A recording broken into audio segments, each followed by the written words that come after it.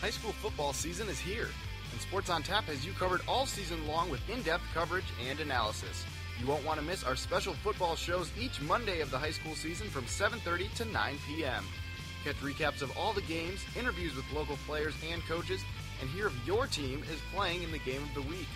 For the best high school football coverage, turn to Sports on Tap. Every Monday from 7:30 to 9 p.m. Sports on Tap, part of the NEO Sports Insiders Network.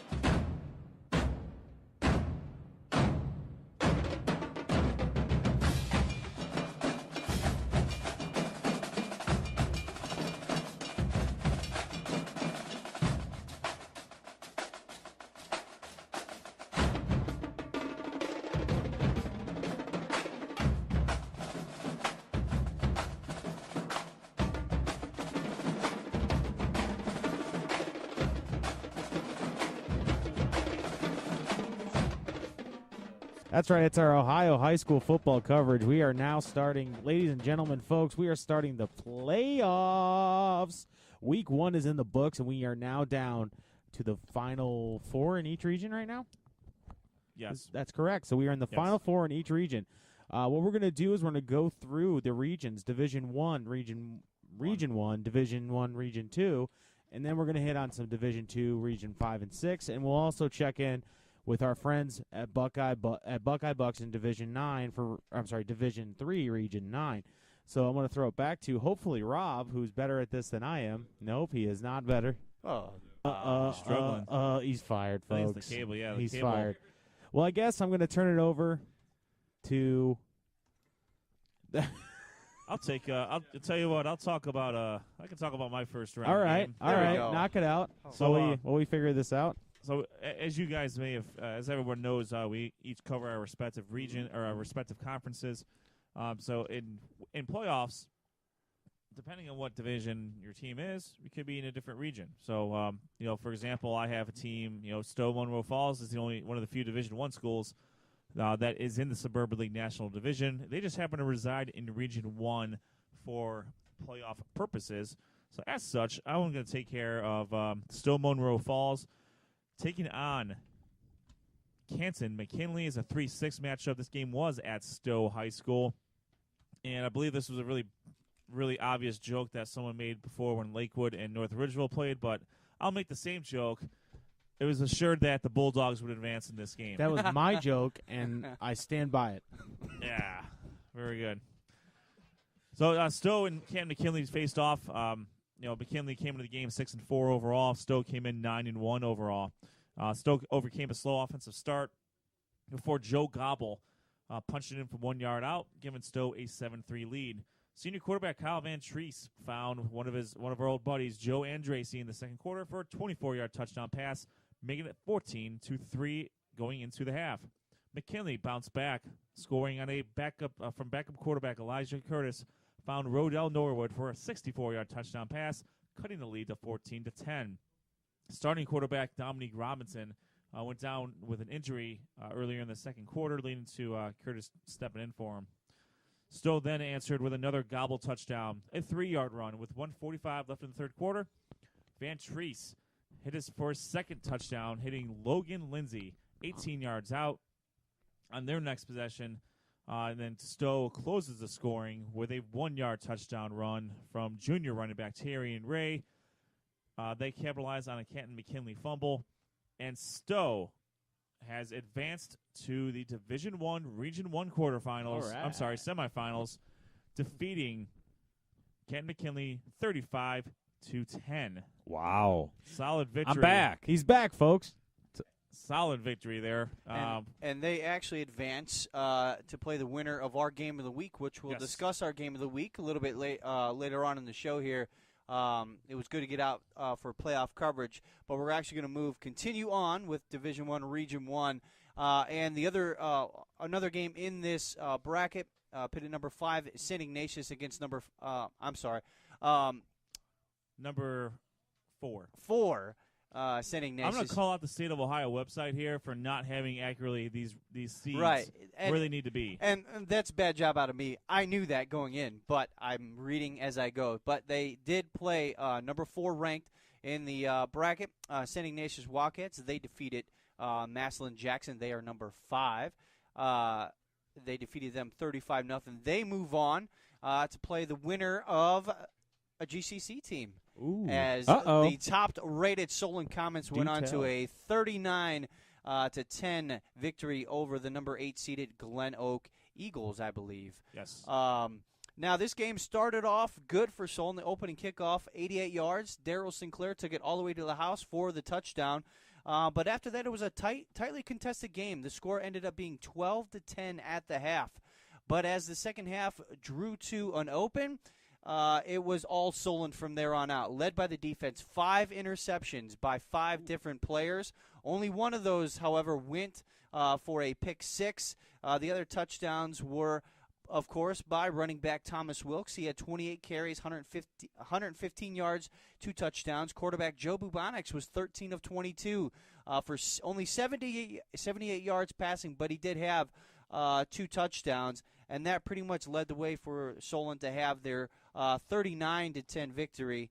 This is the 5th time in the last 8 years that Solon has moved on to the second round of the playoffs. They will move on, as we mentioned, to play number 4 seeded St. Ignatius at Menor High School this coming Friday. It's a big game. Solon needs this.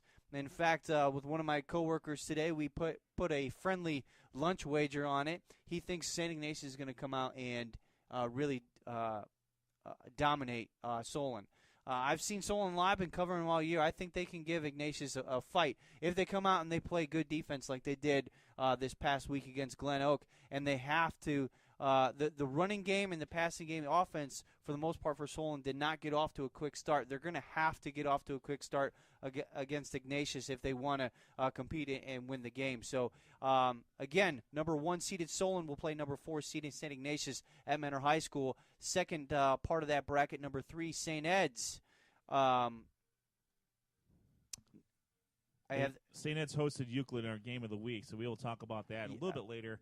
We all know the outcome, but we're going to get deep into it. Sorry, a little out of the loop here today. And then finally, they will go on to play Stow Munroe Falls in the regional semifinals. Well, I think if Solon wants to be successful, obviously their run game is huge. You know, we saw that versus Medina. Their running game, I mean, their whole offense is based on their running game. You know, Wilkes is a running back. He's a quick back. He's very decisive in where he's going with the football. He's quick. He's strong. And the offensive line did a great job for him, creating holes. So I think if Solon wants to win, they need to have a successful running game, because we didn't see a ton of passing, but they didn't necessarily have to versus Medina. Well, I think Josh hit it right on the head. I mean, St. Ignatius, and I said this last week, St. Ignatius, St. Edwards are really the 2 X factors in this particular region, because, again, they play so many out-of-state competition. It's hard to really gauge whether or not they're the wrecking ball that everyone is. And so far, St. Ignatius is. I mean, they handed St. Edward their lunch in Week 10. So, I mean, they have the offense to really get on a team quickly and pile up points, and it's going to be vital for Solon, especially on the defensive side of the ball, to come out and essentially hit them in the face and make them realize that they're in a dogfight. Because if you let a team like St. Ignatius get on a roll and start scoring points quickly and with ease, very, very quickly can that game get out of hand, and we can start talking about a running clock. And you don't want that if you're Solon. Well, and this is courtesy of Cleveland.com. Really good little stat here. Ignatius and Solon have played 2 common opponents this season, with each resulting in at least a 17-point win for both the regional semifinalists. Both routed Menor. Ignatius routed Menor 49-7 in Week 2. Solon beat Menor 37-8 4 weeks later. Ignatius also played Canton Glen Oak as they beat the Golden Eagles 38-7 in Week 8. So kind of evenly on paper, according to common opponents and record. Yep. So it's going to be a great game for sure. Well, I think that's Division I, Region 1. It's going to be a lot of fun, especially when you start getting into the thick of it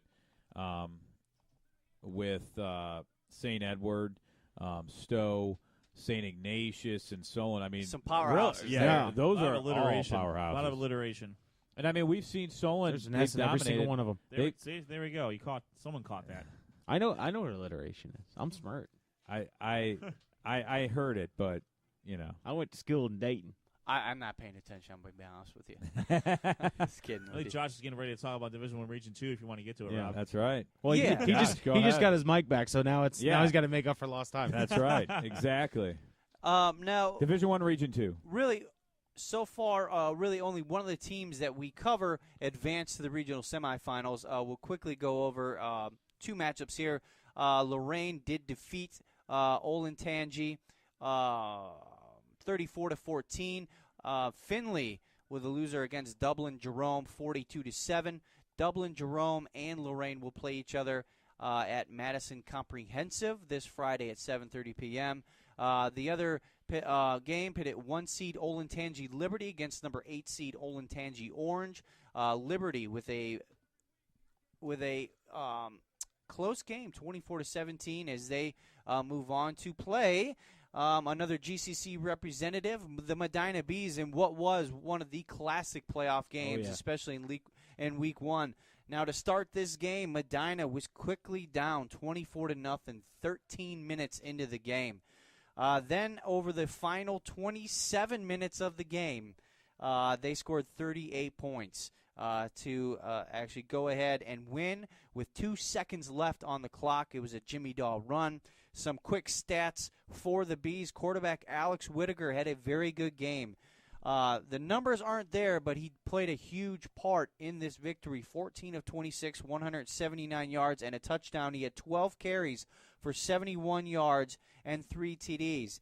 Now, Medina was sparked in the second quarter by running back Delonte Davis. He had 9 carries and 49 yards. Jimmy Daw, you got to give credit to Toledo Whitmore as they really put the clamps on Jimmy Daw. He had virtually nothing in that first half of the game. Jimmy Daw, though, did finish with 18 carries, 44 yards, 2 TDs, added on 4 catches for 78 yards, and, of course, one of those touchdowns is the game winner with 2 seconds left from the 1-yard line. Again, you have to give Medina credit. Toledo Whitmore came out like gangbangers on this one. 20 plays, no huddle offense, 232 yards. That's just in the first quarter. They were really moving the ball, putting up a lot of yards quickly. But Medina's just chipped back through this game. They were down 24-0, like I said, but constantly chipped away. Long scoring drives and good defensive plays when they needed it really helped them overtake Toledo Whitmore as they, again, have a 38-31 victory. They will play Olentangy Liberty, the number 1 seed, this Friday, 7:30 at Mansfield Senior High School. So I'm sure the Battling Bees will be the Traveling Bees as they move down. Good crowd. I saw some videos over social media from that game-winning touchdown run, and it was loud. And so Medina traveled well. So it's good for them that they got this victory. This is only, I believe, their second playoff victory in school history. That's correct. Camp McKinley was their first one in 2010. So Wow. Medina having a great year, and it continues as they move on to the Division I Region 2 regional semifinals. You know, I told them, if they were listening last week, I told them Whitmer was going to do an onside kick. And Dan Whitmer did not do an onside kick. Come on, Bees. Now, I don't know anything about Olentangy Liberty, so I can't really help you out there. I was going to Medina, say, is that where... But I bet you they know how to do an onside kick. I'm sure they know how to. I just don't know if they can execute it with the That's the ticket. exactly. Execution is key.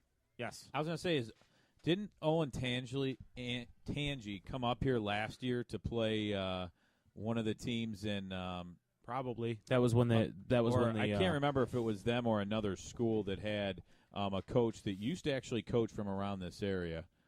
Do you remember that last year? No, I know what you're talking about. You're talking about Mark Solis. Yeah. He coaches at one of the Olentangies. I'm honestly not sure which Okay. one it Well, is 3 of off them the made top it of into the division. I was my gonna head. say, Yeah, exactly. I thought there was only 2 of them, to be honest with you. So, yeah, big win by Medina. And we were actually found that pretty closely. I was talking to Josh, and he was giving me updates on Yeah, it was a really on that Medina game. Yeah. I mean, Yeah. there were a lot of close games really in the first week of the playoffs. And, we got to thank Medina in their athletic program as they were mentioning us on Twitter for all their updates. So we were really keeping tracks on that. At good atmosphere we had in Week 10 at Medina against Solon. Got to talk to some good people there. And they're really helping us out, keeping us updated on a spectacular year so far with Medina. Hopefully it continues for them. Yeah, so nice job for Medina as they move on. Any last thoughts on any of the Division I, Region 1, and Region 2? Well, I look at Region 2, and the one thing that strikes me is how quickly or how far apart these schools are geographically. I mean, Medina had to travel all the way to Toledo. That's a home game. But even I think their neutral site games, in quotation, is still a pretty good trek for the Bees. About 45 minutes. Yeah, I mean, and again, it's only going to, I think for that particular region, and maybe Region 3 too, it's kind of that middle ground in this new 4-region setup that the Division I has. I think we're going to see a lot of those teams maybe traveling to quote-unquote neutral sites where they may be advantaging one team over the other. It unfortunately, the state of Ohio is not gridded into 4 main areas, so you kind of have to play with the teams you're given. But definitely, that's one thing that struck me about Medina is that they gotta go on. Every game is like a true road game for them. Yeah, and that's switching up how the playoff system works here. Sometimes it benefits teams and sometimes it doesn't. But Medina made the playoffs. They went on the road and won. I don't think it's going to hurt them. Obviously going on the road and winning, they just keep getting tougher and tougher as you go through the playoffs. When we come back, we'll talk about teams in the Southwestern Conference. They're in Division II, Region 6. We also have Suburban League teams that are still rolling in the playoffs. We'll go over what they did in the playoffs as well. And our game of the week coming up, the Buckeye Bucks coming up. All kinds of more high school football coming up here on the show. We're live from Studio J in Brunswick, Ohio. We'll be right back. Don't go anywhere.